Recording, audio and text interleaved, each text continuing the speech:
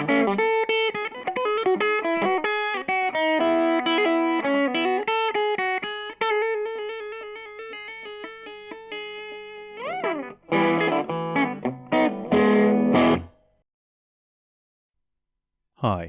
Dr. Alex here, and welcome to a little video based upon an accidental discovery I recently made, which I realised might just benefit Masters and PhD students the world over, depending upon their thesis submission requirements. So hopefully this video will show you how to print submission and examiner's copies of your Masters or PhD theses far more cheaply than your typical in-house university print shop. It will even include postage in the price, which of course would be very useful if you're having to submit your examiner's copies to external examiners, as is often the case. How I came to make this discovery is a somewhat convoluted tale, partly because of the way I finished my PhD, and as a consequence, the ways in which I did or rather did not get my thesis printed in those final stages of the PhD process.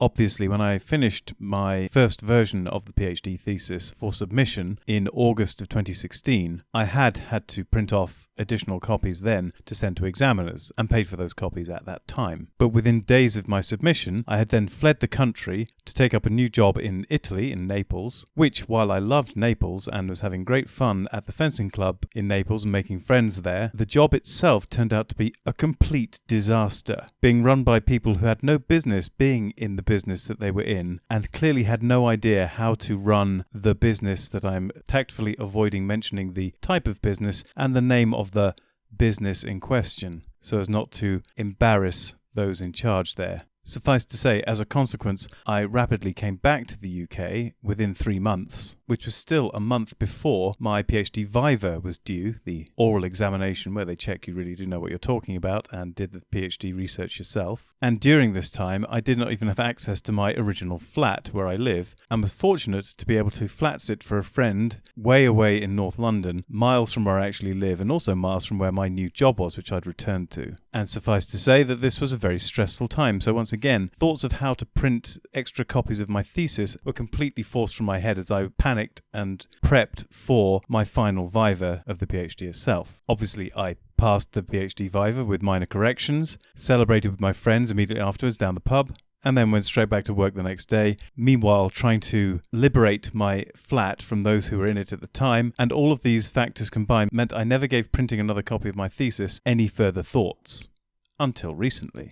And so the convoluted tale continues. Recently, I had to publish a novel, and while doing so, investigated, among other things, my old university's print shop costs and printing capabilities, and discovered that there were commercial firms that were way cheaper than the university print shops for printing in general. And while at that point I was focusing on hardback copies, and I found a really good commercial outfit called Print24, which I'd recommend for anyone who requires a hardback printed copy of anything, what I actually fell back on for printing the novel was going to Amazon Kindle Direct Publishing and publishing it there, because I had discovered through other publications I'd put into Kindle Direct Publishing before, when it was purely in Kindle format and had no other options available for printing. Since that time, Kindle had introduced an entirely free additional option of print your Kindle published work in paperback. And so, utterly unrelated to my PhD thesis and any thoughts to printing that, I had uncovered ways of printing hard copies through the firm I was talking about, Print24, and printing paperback copies of the books via Amazon and Kindle Direct Publishing. The final nudge, which made me think about this avenue of printing being useful for students to know about, since they are forced to print copies for examination submissions and final copies as well, was a student of mine talking about something their relative had printed, and this was, of course, a PhD thesis, which they then turned into a book. And I immediately thought, well, the easy way to do that would be to put it on Kindle Direct Publishing. And that was what made me think, well, hang on, wouldn't that be a very easy way to print copies for when you're doing the PhD or master's thesis itself to submit to the examiners? And that's when I did this recent piece of research to find out whether that was viable and indeed preferable to going down the print it through your university's in-house print shop. And to my mind, it should be. Now, I'm going to focus in my analysis on the Queen Mary University of London PhD thesis submission guidelines because they're the ones I'm most familiar with and the ones which I have most easy access to, but this should be applicable to many different universities, not just across the UK, but across the world. I imagine that most PhD thesis submission guidelines would, for example, require A4. It is not inconceivable that in the US they might ask for US letter format rather than A4, but I suspect across most countries they'll be asking for A4 submissions for their PhD theses. So while there may be individual peculiarities for each university, which you'll have to investigate yourself, hopefully there'll be enough similarity with the Queen Mary guidelines that you'll be able to see sufficient guidance in what I'm saying, and anything that doesn't overlap you can work around. So first I'll run through the Queen Mary thesis submission guidelines for at least PhD submissions, and with luck there'll be sufficient similarity with whichever submission guidelines you have to follow that you'll find it useful. Of course, all of this may be moot if post-global plague, written thesis submissions and physical thesis submissions, I should say, become a thing of the past and everything is done electronically. Indeed, Queen Mary's current guidelines, under the current medical emergency conditions, are indeed for electronic submissions rather than physical hard copy submissions. So maybe this will all be rendered completely irrelevant. But in case things return to normal and hard copies are required again, here are the guidelines from Queen Mary for submission. So from the first set of instructions, you can see that not only do you need 2 copies for the examiners, you also need to have an identical copy for yourself. So that's the printing costs of 3 copies right there. As mentioned earlier, on the next page, you can see that everything needs to be A4, and there are some other document formatting requirements on there. Of course, most of these document formatting requirements would be automatically transferred to your final published form, whatever that may be, because they will be embedded in the PDF version of your final document. And finally, we get to the most relevant of the requirements, the binding requirements. Now, in the case of Queen Mary, these are particularly unhelpful binding requirements, but not an insurmountable obstacle necessarily when it comes to utilizing my suggested cheaper method of printing. So there are 2 options that they will accept. 2 softbound copies using Morgana binding, which is, by the way, also known as perfect binding, and this isn't particularly mysterious, it's just the way that most paperback novels are actually printed, and also how Amazon Kindle Direct Publishing will print any paperback books that they produce. You'll notice that the Queen Mary ones also say with a transparent cover. Now, I remember this from my submissions, that the 2 copies had this awful clear piece of essentially A4 overhead projection transparency on the front and a grotty piece of A4 card on the back, but this was fine because it satisfied their submission requirements. However, it still wasn't cheap, as you'll find out shortly. Alternatively, you can have 2 softbound or hardbound copies covered in medium blue cloth with the degree, year, surname and initials on the spine. Now, this cloth binding does sound like a bit of a tall order, particularly since you can probably guess that Kindle won't produce that particular type of formatting. However, I did coincidentally produce another book via Kindle Direct Publishing in which I gave it a faux cloth cover look, as you can see here. So you could easily make your cover image for Kindle Direct Publishing have a cloth cover background to it, which would then, unless they're going to start physically taking apart the layers of your front cover, is highly unlikely that they'd reject it. But anyway, this type of attempting to massage your book to fit their requirements is something you will have to experiment with, depending upon your own university's requirements. Hopefully, they'll just want 2 softbound Morgana copies without this ridiculous transparent cover, and you'll not have to do this merry dance of trying to fit a bizarre and peculiar type of format. But as I'm suggesting, there are ways with imagination you should be able to get around any peculiarities of their submission guidelines and use Kindle Direct Publishing. As you can see on these next 2 images, I went through Queen Mary's own print shop to see how much it would cost to get the thesis printed again there. And even with a softback printing, the total cost came to £24.83. And that didn't even include postage. You'd have to go to the print shop and pick it up yourself. And that was 1 copy. So let's compare this with the process of getting your book published through Amazon's Kindle Direct Publishing system, and compare that and the final costs with the in-house university version.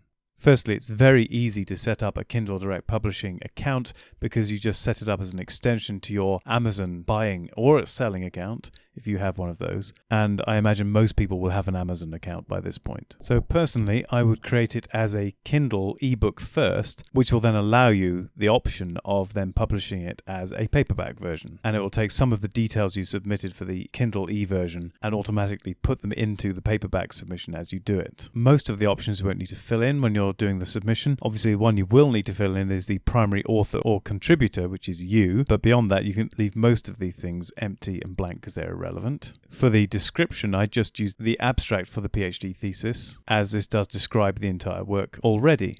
Next, you get the opportunity to put your ISBN number if you have one, or, infinitely preferable, get Kindle to assign you an ISBN number for your publication. Now, at this point, I can imagine people panicking, saying, but I don't want this thing published with a real book's ISBN. It's not finished. It will probably need to be corrected after submission. It's incomplete. Well, it won't be incomplete, but it may not be as perfect as you want it to be. And I would say there are a couple of things you need to consider about your PhD thesis. The first is one of the many pieces of sage wisdom passed to me by my supervisor, and that is, no one will ever read your thesis.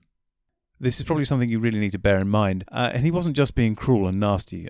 No, definitely not. He was trying to be realistic that no one will ever read your PhD thesis. Even in academia, it is rare for somebody else to come along and grab your PhD thesis, which, by the way, is going to be readily available online anyway on the archive. Certainly if you're working in the field of physics, everything we publish is freely available, and nobody's going to want to buy a copy of something that's free online and they can just download it anyway. In addition, no one's going to read your PhD thesis is largely true. They will read the papers upon which your PhD thesis is based, which again are free online and available for anyone to read anyway. The only people who may possibly read your PhD thesis are one or two PhD students themselves in the early phases of their research, where they're trying to figure out what's already been done in the field and have a rough idea of where they could extend what's already been done. That's one of the few times when I would read somebody's PhD thesis as I was starting out doing my PhD. And if you're still panicking about having something that has potential errors that need correcting online in a published form, even though, trust me, nobody's going to buy it, nobody's going to read it, you can re-upload the PDF at any time, and it takes normally a maximum of 72 hours for any corrected versions to become the version that people will see and can publish and print off. You being the only person probably who will ever want to print this off anyway. So don't worry about the fact that it's got an ISBN, that it is now a book, and it is now officially published. We're only doing this so you can print off cheap copies for submission to your examiners and possibly final presentation copies to the university. And copies for yourself, which is of course how I ended up doing this, because I wanted a nice pretty copy to send to my mum, to show her that I hadn't completely wasted my time at university. Now we are approaching something that is serious when it comes to submission of your document to your examiners and following university guidelines, and this is the print options. Here is where you'll make sure that your paper actually matches the format that your university requires, but more importantly, the trim options actually selects the size of paper, and this isn't always straightforward to figure out. You need to know what the size for A4 is in order to get this correct. But luckily on my second image for this, I'm showing you what the correct size for A4 is. And as you can hopefully see, the A4 print size is 8.27 by 11.69 inches or 21 by 29.7 centimeters. Once selected, you will get a manuscript that is the correct size, assuming that your submission guidelines say A4. Next comes the actual document submissions itself, and with any luck you will have produced a PDF version of your examiners/submission copies of your thesis, which will be of A4 format, and so Kindle, if you selected the right trim size, will just accept that document and process it automatically. The cover, you might want to design the cover yourself as a JPEG image, or you could use the cover creator. You should still have a background image, particularly if you're trying to jump through Queen Mary's ridiculous cloth-bound cover stipulation, in which case you might want to have a background image that's entirely made of blue cloth cover pattern, rather like that green one I showed you on the Psyche cover I'd made before, and you could use the cover creator to put the title and your name upon the spine, which is quite handy. Anyway, you may need to play with that a little bit to get the cover to be exactly as you want, but you don't have to print it until the preview copy looks exactly as you wish it to be. after which you can publish it. There is one more step to go through though, and this final step is pricing of your book. Now, as I kind of mentioned before and really laboured the point, nobody's going to want to buy your book. Nobody wants to buy your PhD thesis. Nobody wants to read your PhD thesis. So this pricing step is really just form filling. And I would select the lowest possible price you can get away with, because when it comes to you buying copies, you will be buying author copies. And the author copies you buy from Kindle Direct Publishing are only charged at the printing costs. So you're not going to pay the additional cost of whatever cover price you slap on this anyway. You are just going to pay the print costs. Whatever price you select will make no difference to what you pay. It would make a difference to anyone else who came along to buy it, but as we've discussed at length now, nobody else is going to want to buy or read your PhD thesis. And once you've completed that step, you can publish it. Once published, you'll have to wait probably 3 days, so make sure you're more organised than I was and not planning to leave the country within 1 day of submission, and are ready to allow a 3-day processing gap before you get your copies printed off. And bear in mind, that will also take time to print and send. So I would give yourself at least a week's leeway to get the books printed and sent out to where you need them to. That said, examiners' copies will arrive at the examiner directly if you get Kindle Direct Publishing to post it to your examiners directly, and your examiners normally take ages to open and read the thing and get back to you anyway, so I wouldn't panic too much about it. But yes, this is a very cheap way of doing it, as we can see here from how much it costs to have this process. Bearing in mind it cost over £24 at the Queen Mary print shop without delivery, whereas for this one copy of the thesis, which I got sent to the British Library, I'll come back to that in a second, it cost £10 and 1p. That included the postage. Oh, and you may have noticed that my PhD thesis contained images, which is not surprising, and colour images at that. And the final cost of printing, the just 1 pence over £10, included the colour printing costs. Now, when I order 2 copies together for other reasons, the postage cost covers both copies, and therefore the individual prices are even less than £10 per copy. And of course, if you required 1 copy for an internal examiner and 1 copy for yourself, both those copies would cost less than £10 if you had them sent to you. Considerably cheaper than Queen Mary's print shop, for example, at £24. And I went through quite a few other universities in the UK's print shops for trying to find cheap printing, and they were more expensive even than Queen Mary. So this should be a more cost-effective way of getting your examiners and submission and even final copies of your PhD thesis or master's thesis printed than going through the university's in-house printing options. One final note about why did I send a copy off to the British Library. Technically, any book published in the UK should have a copy submitted to the British Library. Now, I did it just because I'm such a law-abiding and straight-laced individual that I felt I had to obey the law and submit those extra copies to the British Library so that they would not come chasing me and demanding their legal right to have a copy presented to them then and there. Now, to be fair, I've never heard of instances of the British Library kicking down people's doors and chasing authors for not having submitted copies of the books that they have published. But, you know, that's just something that I did, and it's a risk you'll have to take. But in all seriousness, I really doubt the British Library is going to come knocking down your door demanding their legally required copy of your book, particularly if you're in a different country, and then the whole legal requirements for that go out the window anyway. So this is just a peculiarity for the UK. That said, there may be regional and national peculiarities of your own you have to face, but I'm afraid you're on your own there. You'll have to deal with them yourself. So I think I've just about covered it. You can see that going through the university print shops is an expensive business, and the quality isn't going to be necessarily that great. If you go through Kindle Direct Publishing, hopefully you can meet your university's printing and submission requirements for your examiner's copies, your copies, and final submission copies after the fact. You can see that if you're worried about having something up on Kindle having been published that is not finished, because you then have to go through corrections after your Viva, as I did, don't fret. You can republish or upload new copies all the time. The novel I mentioned earlier, I have uploaded 2 more versions where I found minor typos and corrected them. So the current version should be the most correct version possible, and you really shouldn't stress too much about any minor problems with the initial upload, partly because you can correct them very easily with a 3-day lag time before the new copies are available. And please bear in mind, no one will ever want to buy or read your PhD thesis. It's just one of those things. And so I think we've pretty much covered everything there. I can only hope that this has been of help to people all over the world who need to submit their master's and PhD theses in printed form. And I hope to see you all in whatever video I produce next. And until then, everyone out there, take care.